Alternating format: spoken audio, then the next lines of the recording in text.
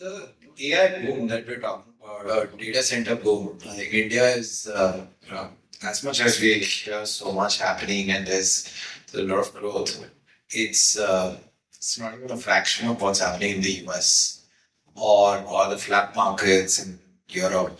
The growth has been very, very rapid. US, I mean, you can look at even right now, all the messaging around the Stargate project and all the other good things which are happening, huge amount of investment. The big problem which we haven't, and I think a lot of currently whatever deployment is happening, and when I say currently, I'm also referring to a lot of the AI LLM development which is being done by the likes of Tesla and some of the others. They're paying, Tesla would be paying 25 cents, 20, 25, 30 cents on a dollar for power costs just to because a data center is available in the neighborhood in California and they want to just lease out the whole thing. And all data centers, even at those energy costs, are fully leased out because they want to, and they're filled up with GPUs and AI models are getting built over there.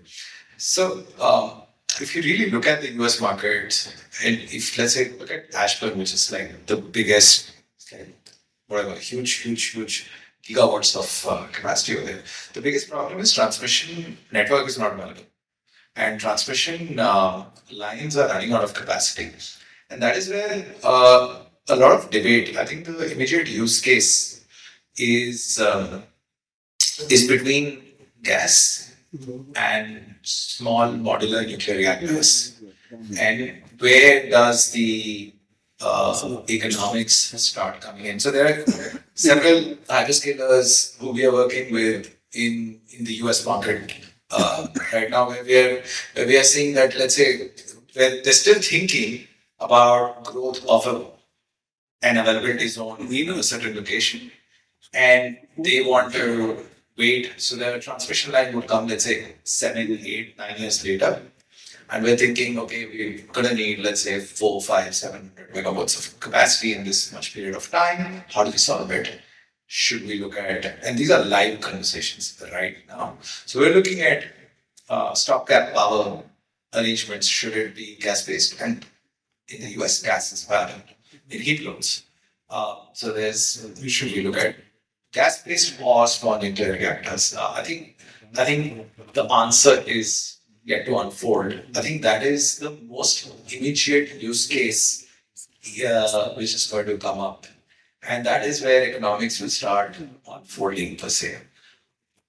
I think a lot is going to depend on policy framework by some of the larger developing economies, including the US and India.